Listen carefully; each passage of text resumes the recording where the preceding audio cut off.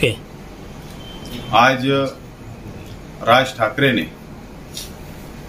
औरंगाबाद के अंदर जो सभा लिया गया और उसमें स्पष्ट रूप से महाराष्ट्र के मुस्लिम समाज ने ये निर्णय लिया है कि सुप्रीम कोर्ट का आदेश का पालन किया जाएगा।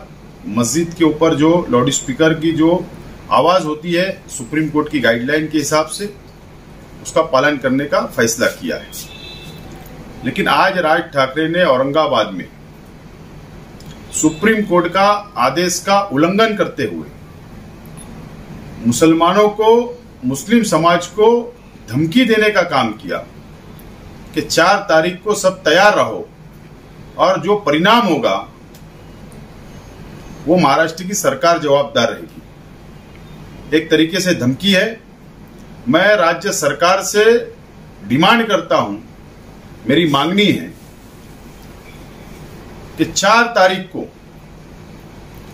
पूरे महाराष्ट्र में नवनिर्माण सेना के कार्यकर्ता अगर मस्जिद के सामने लाउड स्पीकर लगाकर, भोंगा लगाकर अगर वातावरण खराब करने का काम करेंगे तो राज्य सरकार ने नवनिर्माण सेना के कार्यकर्ताओं के ऊपर मोकोका के तहत कार्रवाई करना चाहिए और उनको 1 साल तक जमानत नहीं मिले इस तरीके का मौका लगाकर कार्रवाई करना चाहिए। आज हमारी डिमांड है।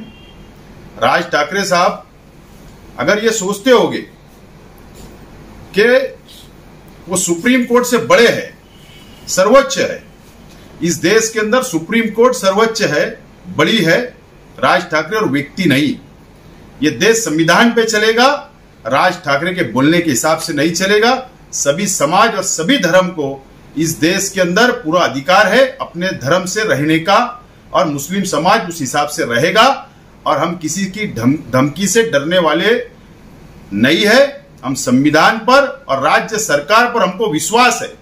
राज्य सरकार ने मनसे के कार्यकर्ताओं के ऊपर मोकोका के तहत कार्रवाई करना चाहिए।